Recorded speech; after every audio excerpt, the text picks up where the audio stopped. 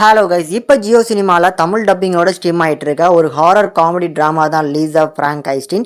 இந்த படம் எப்படி இருக்குது அப்படின்னு தான் இந்த வீடியோவில் ரிவ்யூ பண்ண போகிறோம். ஸோ இந்த படம் வந்து வழக்கமான ஒரு ஹாரர் மூவியாக இருக்காது, ஒரு விதமான ஒரு சென்ஸ் ஆஃப் ஹியூமர் கலந்த ஒரு ஹாரர் காமெடி ட்ராமாவாக எடுத்திருக்காங்க. கண்டிப்பாக ட்ரை பண்ணி பாருங்க. இப்போ இந்த படத்தோட கதை என்ன அப்படிங்கிறத ஃபர்ஸ்ட் பார்த்துடலாம். படத்தில் வர நம்ம ஹீரோயின் இவங்க பேர் தான் லீசா. ஸோ இவங்க வந்து இப்போ அவங்க ஸ்டெப் மாமோட சேர்ந்து தான் வளர்றாங்க. ஸோ இவங்க அப்பா இருந்தாலுமே வந்து ஸ்டெப் மாம் பண்ணுற அந்த டார்ச்சர்லாம் தாங்க முடியாமல் அந்த வீட்டில் சகிச்சுட்டு வாழ்ந்துட்டு இருக்காங்க. ஸோ ஹீரோயினோட லைஃப்பில் பாஸ்ட் லைஃப்பில் நடந்த ஒரு இன்சிடென்ட்னால இப்போ டாக்டர் சஜஸ்ட் பண்ணுறது சோஷியலிஸ்ட்டாக எல்லாருக்கிட்டையுமே பழகணும், அப்போ தான் உனக்கு நடந்த அந்த இன்சிடென்ட்லேருந்து நீ வெளியே வர முடியும் அப்படிங்கிற மாதிரி அவங்க டாக்டர் சஜஸ்ட் பண்ணியிருக்காங்க. ஸோ இதனால அவங்க தங்கச்சி வந்து இப்போ நடக்கிற ஒரு பார்ட்டிக்கு கூட்டு போகிறாங்க. அந்த பார்ட்டியில் இருந்த இந்த ஒரு பெண்ணு வந்து என்னத்தை கலந்து கொடுத்தாங்களோ தெரில, பயங்கரமான போதை. ஸோ நைட்டு ரொம்ப வந்து பார்த்தீங்கன்னா வந்தது நம்ம அவங்க அம்மா ஸ்டெப் மாம் பார்த்துட்டாங்க.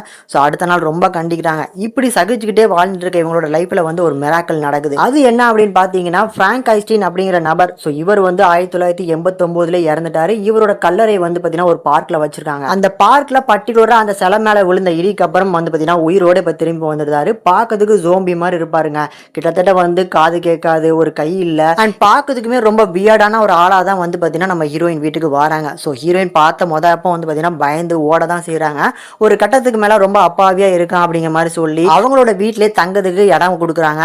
ஸோ அப்படி அந்த வீட்டுக்குள்ள நடக்கிற இதுக்கப்புறம் நடக்கிற டிராமா என்ன, அண்ட் கூடுதலா வந்து பாத்தீங்கன்னா வரும்போது ஜோம்பி மாதிரி இருந்த மனுஷன் ஒவ்வொரு கொலைகள் பண்ணிட்டு அந்த டேனிங் டேப் அப்படிங்கிற மாதிரி ஒரு பெட்டு சொல்றாங்க. ஸோ அந்த பெட்ல ஒவ்வொரு டைமும் படுத்து எரிச்சதுக்கு அப்புறம் கை வந்துருது, கொஞ்சம் கொஞ்சமா காது கேட்க ஆரம்பிச்சிருது. இப்படி கொஞ்சம் கொஞ்சமா அப்கிரேட் ஆகி ஒரு பையனாவே மாறுறான்.